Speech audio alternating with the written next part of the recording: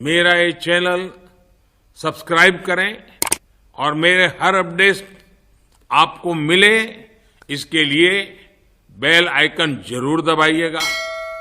आप सभी को मेरी ढेर सारी शुभकामनाएं। वक्त एक बड़ी खबर मिल रही है। आईएसआईएस इंडिया का चीफ हैरिस फारूकी गिरफ्तार कर लिया गया है। हैरिस फारूकी का साथी रेहान भी गिरफ्तार हो गया है। असम के धुबरी से हैरिस और रेहान की गिरफ्तारी हुई है। एनआईए के इनपुट के आधार पर असम एसटीएफ ने कार्रवाई की है। एनआईए को इन दोनों आतंकवादियों की तलाश थी और एसटीएफ ने दोनों आतंकियों को एनआईए को सौंप भी दिया गया। तो इस वक्त की बड़ी खबर आपको बता रहे हैं, तस्वीर भी इस वक्त आपको दिखा रहे हैं। एनआईए के पास ये इनपुट था कि ये असम में हो सकते हैं और एनआईए ने ये इनपुट साझा किया असम की एसटीएफ के साथ और इसके बाद असम से इनकी गिरफ्तारी हुई और असम एसटीएफ ने अब दोनों ही आतंकियों को एनआईए को सुपुर्द कर दिया है। तो इस वक्त की बड़ी खबर आपको बता रहे हैं, एनआईए की गिरफ्त में है ये दोनों आतंकवादी। खास बात यह है कि आईएसआईएस इंडिया का चीफ है हैरिस फारूकी और इसकी गिरफ्तारी होना बड़ी बात है।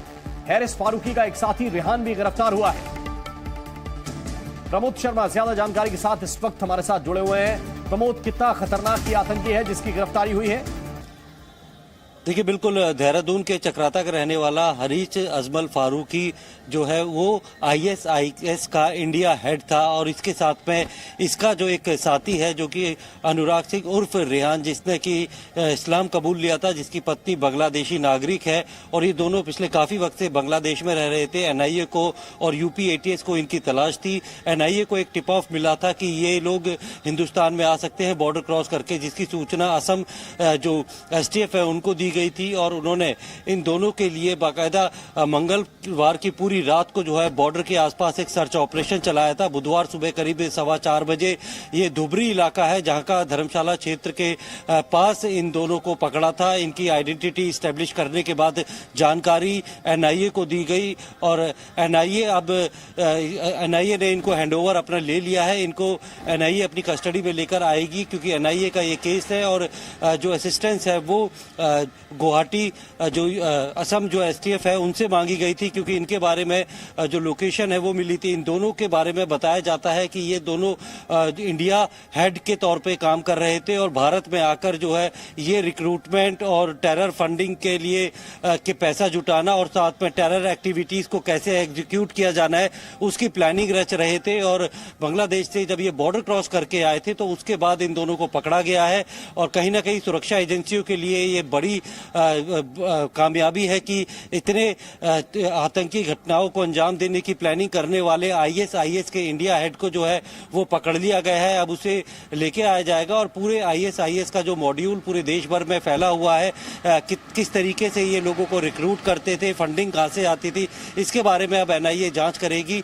दोनों काफी दिनों से इस फिराक में थे कि किस तरीके से जो इंटरनेशनल बॉर्डर है उसे क्रॉस करके भारत के अंदर दाखिल हुआ जा सके और साथ में वहां रहकर जो है ऐसे युवाओं को जो है रिक्रूट किया जा सके और पैसा जुटाया जा सके और उसके बाद किसी बड़ी टेरर एक्टिविटी को अंजाम दिया जा सके। लेकिन उससे पहले ही सुरक्षा एजेंसियों ने जो आपसी जो कोऑर्डिनेशन है उसके द्वारा जो है इन दोनों को पकड़ लिया है। एनआईए अब इसको अपने साथ लेके आएगी क्योंकि यूपी जो एटीएस है उसके मामलों में भी ये दोनों वांटेड चल रहे थे, तो उसके बाद यूपी एटीएस भी इनसे पूछताछ करेगी। तो कहीं ना कहीं दो बड़े जो ऐसे टेरर जो ऑर्गेनाइजेशन के जो बड़े नाम थे, जो बड़े हेड थे, उनको सुरक्षा एजेंसी पकड़ने में कामयाब हुई है। मेरा ये चैनल सब्सक्राइब करें और मेरे हर अपडेट आपको मिले इसके लिए बेल आइकन जरूर दबाइएगा।